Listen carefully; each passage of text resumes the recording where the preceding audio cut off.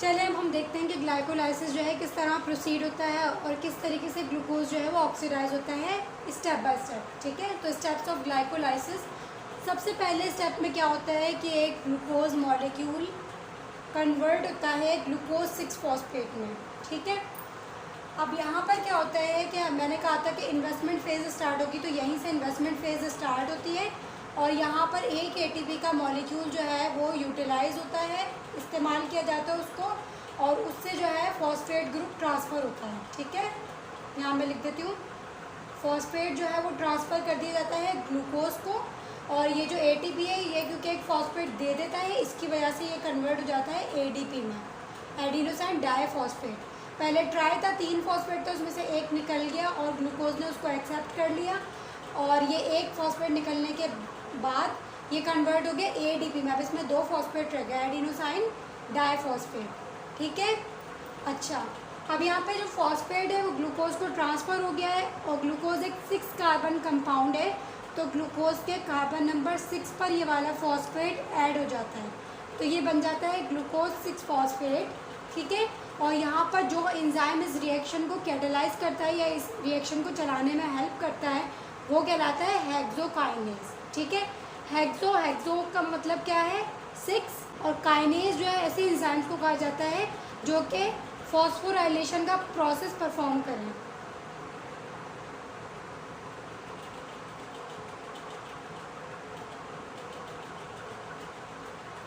तो हेक्सोकाइनेज ऐसे एंजाइम्स को कहा जाता है जो फॉस्फोराइलेशन करते हैं, मतलब कि ये फॉस्फेट ग्रुप ऐड करते हैं किसी भी कंपाउंड में। ठीक है, तो यहाँ पर भी ऐसे ही हो रहा है कि ग्लूकोज में हेक्सोकाइनेज ऐड कर रहा है फॉस्फेट। ठीक है, तो यहाँ पर पहले स्टेप में हमें क्या मिला, ग्लूकोज ने ग्लूकोज 6 फॉस्फेट के अंदर मतलब कन्वर्ट हो गया ये, और इसको कन्वर्जन में किसने हेल्प किया, हेक्सोकाइनेज ने। ठीक है, इसके बाद सेकेंड स्टेप में क्या होता है कि जो ग्लूकोज 6 फॉस्फेट बना था ये कन्वर्ट हो जाता है फ्रक्टोज 6 फॉस्फेट में। अब अच्छा, ये जो फ्रक्टोज है ये भी एक मोनोसैकेराइड है ग्लूकोज की तरह, और ये इसका आइसोमर है, मतलब एक मिरर इमेज है। जैसे कि हम अपनी मिरर नहीं देखते हैं, तो ग्लूकोज 6 फॉस्फेट अपने आइसोमर फ्रक्टोज 6 फॉस्फेट में कन्वर्ट हो जाता है, और यहाँ पे जो आइसोमराइजेशन या यहाँ पर जो कन्वर्जन हो रही है ये कौन करता है, ग्लूकोज आइसोमेरेज एंजाइम। ठीक है, और यहाँ पर एक मैं चीज़ और बता दूँ कि जो स्टेप 1 था जिसमें ग्लूकोज 6 फॉस्फेट बना है, तो ये ग्लाइकोलाइसिस का रेगुलेटरी स्टेप है। ठीक है, ग्लाइकोलाइसिस में जो है 3 तरह के स्टेप्स होते हैं जो कि रेगुलेटरी स्टेप है, जहाँ पे इस ग्लाइकोलाइसिस के प्रोसेस को कंट्रोल किया जाता है। तो ये जो स्टेप 1 है उनमें से एक स्टेप है। ठीक है, यहाँ पर क्या होता है स्टेप 1 के अंदर कि जब ये ग्लूकोज 6 फॉस्फेट जनरेट हो जाता है और जब ये बहुत ही ज़्यादा अक्यूमुलेट हो जाता है सेल के अंदर, और अगर ये हद से ज़्यादा सेल में अक्यूमुलेट हो रहा है जितनी सेल को ज़रूरत भी नहीं है, तो फिर इस प्रोडक्ट को ये प्रोडक्ट किस तरीके से जो है वो इनहिबिट होगी, क्योंकि इस प्रोडक्ट को बनाने के लिए या कन्वर्जन के लिए ये एंजाइम हेल्प आउट कर रहा था हेक्सोकाइनेज, तो जाहिर है इस एंजाइम को इनहिबिट करना पड़ेगा ताकि ये कन्वर्जन रुक जाए। तो इसके लिए क्या होगा कि ये जो प्रोडक्ट है ना ये खुद ही इस एंजाइम को इनहिबिट करना शुरू कर देगी ताकि ये ग्लूकोज को मज़ीद ग्लूकोज 6 फॉस्फेट में कन्वर्ट ना करें। ठीक है, तो ये कन्वर्जन रुक जाएगी। इसको हम कहते हैं फीडबैक इनहिबिशन। सेल जो है ये इस प्रोसेस को कंट्रोल कर रहा होता है, फीडबैक इनहिबिशन को करवा रहा होता है ताकि किसी भी प्रोडक्ट को कंट्रोल किया जा सके सेल में और वो हद से ज़्यादा सेल के अंदर अक्यूमुलेट ना हो। तीसरा स्टेप जो है ग्लाइकोलाइसिस का, हमने सेकंड स्टेप में देखा था कि हमारा प्रोडक्ट कौन सा बना था, फ्रक्टोज 6 फॉस्फेट। ठीक है, तो थर्ड स्टेप में क्या होता है कि यही फ्रक्टोज 6 फॉस्फेट कन्वर्ट होता है फ्रक्टोज 1,6 बिस फॉस्फेट में, बिस बाई।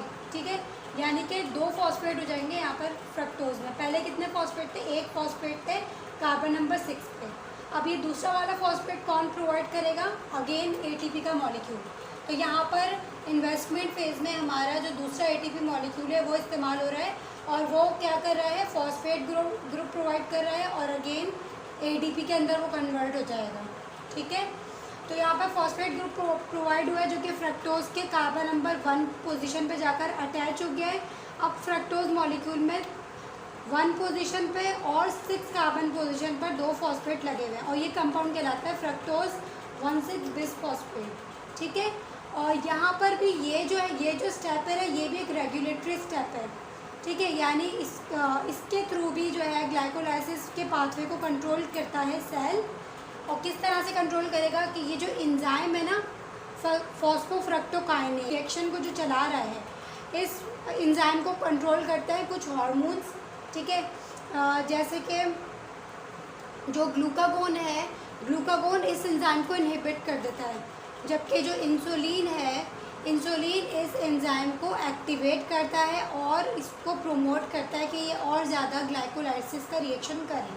अगर इंसुलिन का लेवल हाई होगा तो ये इस एंजाइम को और ज़्यादा एक्टिवेट करेगा, और जब इंसुलिन का लेवल हाई होगा ब्लड में तो ग्लाइकोलाइटिक पाथवे जो है वो भी हाई हो जाएगा, ठीक है, अगर हाई ग्लूकोज हो ब्लड में तो।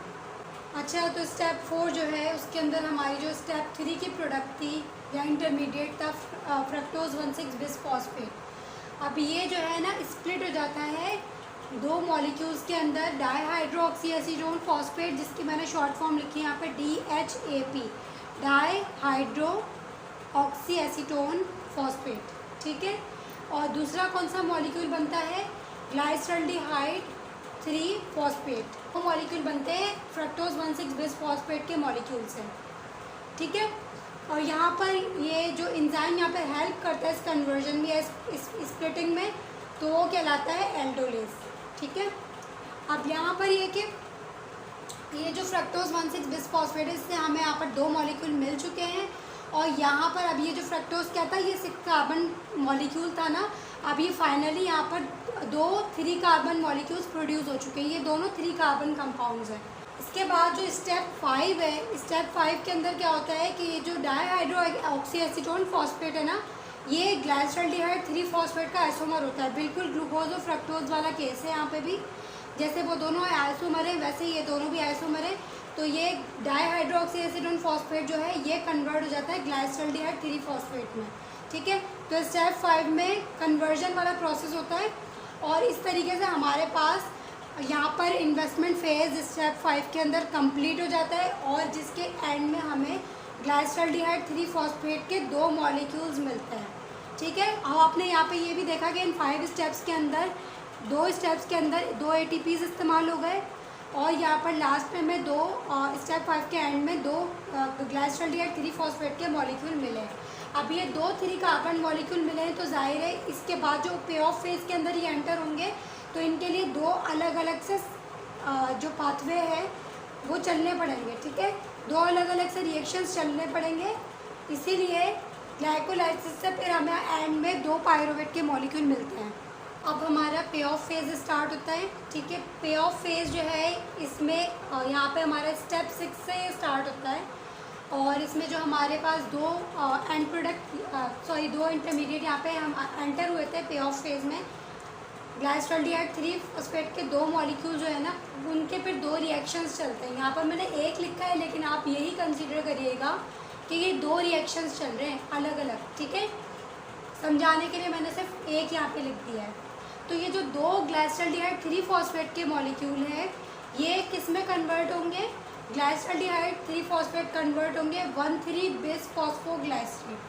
यानी पहले ग्लाइसरल्डिहाइड के कार्बन नंबर 3 पर फॉस्फेट ऐड था, अब कार्बन नंबर 1 पर भी फॉस्फेट ऐड होगा, जिसकी वजह से यहाँ पे बाय ऐड हुआ है, ठीक है।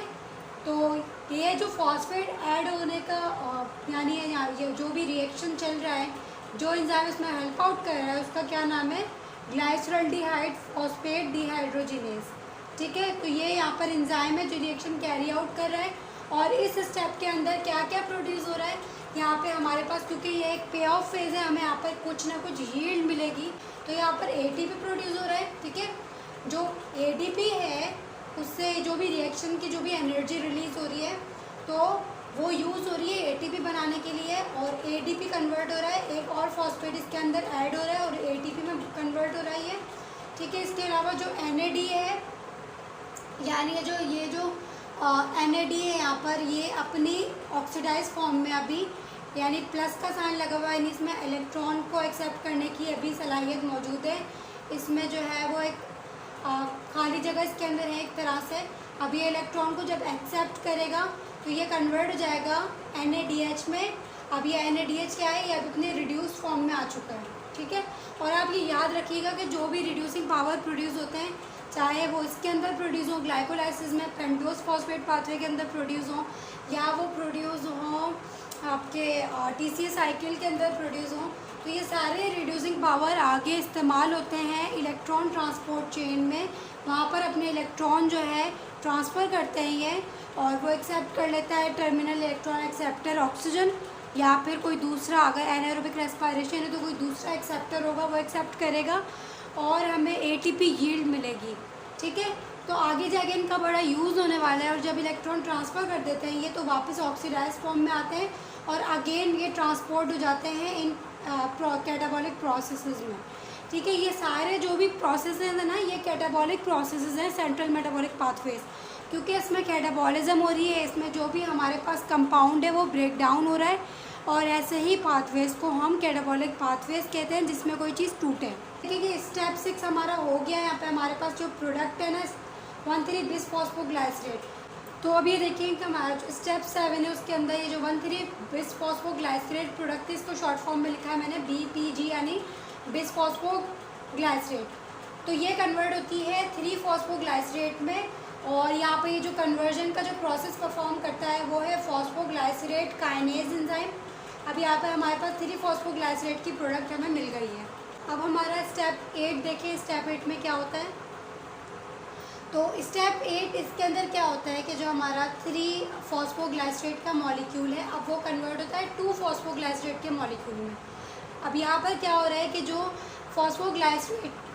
फॉस्फोग्लाइसरेट में जो कार्बन नंबर 3 पे फॉस्फेट लगा हुआ था ना, अब वो शिफ्ट हो जाता है कार्बन नंबर 2 पे, ठीक है। एक तरह से शिफ्टिंग या एक चेंज आ रहा है इसके अंदर फॉस्फेट की पोजीशन में, ठीक है।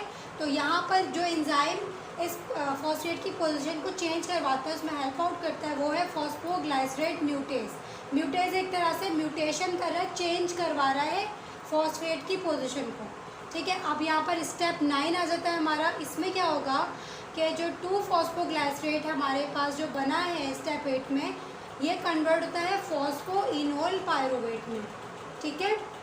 और यहाँ पर जो एंजाइम हेल्प आउट करता है उसका नाम क्या है, इनोलेज।